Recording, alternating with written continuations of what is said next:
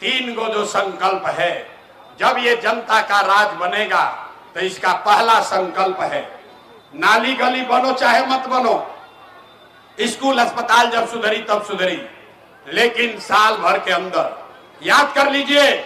अपने अपने आंचल में बांध लीजिए, साल भर के अंदर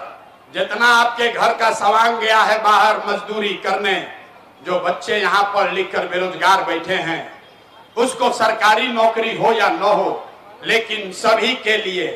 कम से कम 10 से 12 हजार रुपया के रोजी रोजगार का व्यवस्था यही बिहार में करके उसको दिया जाएगा। होना चाहिए कि नहीं होना चाहिए? हाथ उठाकर प्रस्ताव पारित कीजिए कि जनता के राज में राव लैकन के पहले 10 से 12 हजार के रोजी रोजगार की व्यवस्था होना चाहिए कि नहीं होना चाहिए? जोर से बोलिए, होना चाहिए कि नहीं होना चाहिए? दूसरा संकल्प, जिसका जिसका उम्र 60 वर्ष से ज्यादा है,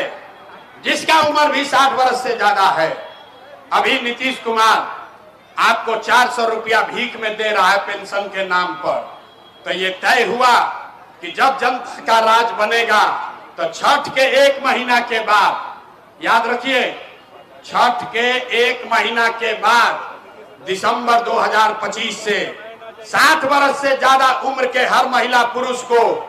400 रुपया का पेंशन नहीं, 2000 रुपया का महीना पेंशन मिलने लगेगा।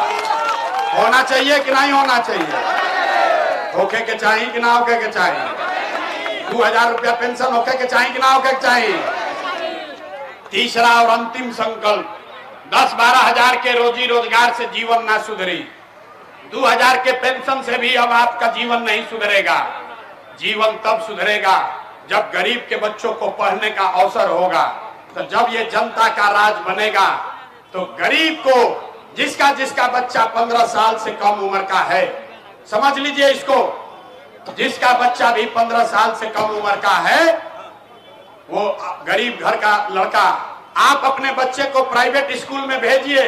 अंग्रेजी स्कूल में भेजिए, आप प्राइवेट स्कूल में फीस जो भरे के बाद वो पैसा